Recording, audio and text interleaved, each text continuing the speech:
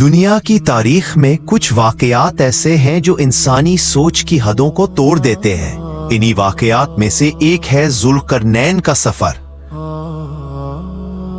वो बादशाह जिन्हें अल्लाह ने ताकत भी दी और हिकमत भी,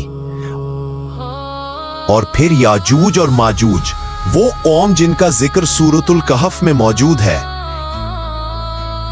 एक कौम जिसका ज़हूर क़यामत की बड़ी अलामात में से एक है। इस दस्तावेजी फिल्म में हम सिर्फ कुरानी वाक़यात, सही अहादीस और मोतबर तारीख से चलेंगे, कोई अफसाना नहीं। कुरान जुल्करनैन को एक अजीम बादशाह के तौर पर पेश करता है। अल्लाह फरमाता है कि हमने उन्हें सबाबों तक पहुंच दिया, यानी ज़राए, रास्ते, इल्म, हिकमत, वो तमाम चीजें जो दुनिया के कोने कोने तक सफर करने के लिए जरूरी है। लेकिन कुरान उनका असल नाम नहीं बताता, ना ही उनकी कौम का जिक्र करता है। सिर्फ उनकी शख्सियत एक मुमिन, आदिल और ताकतवर हुक्मरान के तौर पर बयान की गई है। यही उनकी अजमत थी। उलमा की राय के मुताबिक उनका मकाम किसी आम फौजदार या कैदी से बुलंद था। वो अल्लाह से ताल्लुक रखने वाले इंसान थे। क्योंकि कुरान वाज़ी तौर पर फरमाता है, जुल्करनैन एक मोमिन बादशाह था। कुरान बताता है कि जुल्करनैन सबसे पहले मगरिब की तरफ रवाना हुए।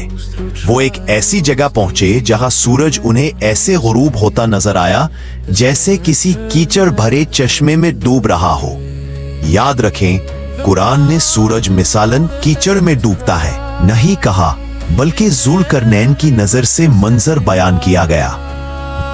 वहां उन्हें एक कौम मिली जो बहुत नाफरमान और शिर्क करने वाली थी। जुल्करनैन ने उन्हें बताया कि अगर वो ऐसे ही जुल्म और शिर्क में रहेंगे तो उन्हें हम भी सजा देंगे और कयामत के दिन अल्लाह ताला भी सजा देंगे।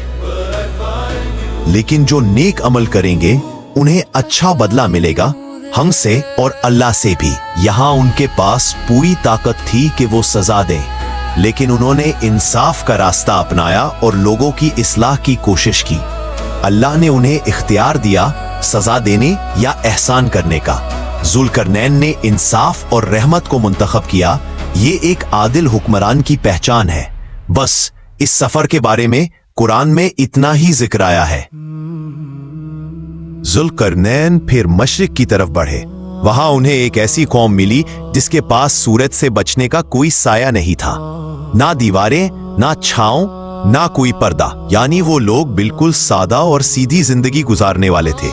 मुफस्सिरीन के मुताबिक ये वो जगह थी जहां सूरज 6 महीने तक गुरूब नहीं होता था, या वहां छत बनाने का तसव्वुर मौजूद नहीं था। अल्लाह बेहतर जानता है। जुल्करनैन ने उनके साथ जंग नहीं की, ना ही उन पर हुकूमत का बोझ डाला, बल्कि उन्हें उनकी हालत पर छोड़ दिया। याजूज माजूज तक का रास्ता। ये सफर सबसे सख्त, सबसे पेचीदा और सबसे तहकीकी था। कुरान के मुताबिक जुल्करनैन 2 पहाड़ों के दरमियान एक तंग वादी में पहुंचे।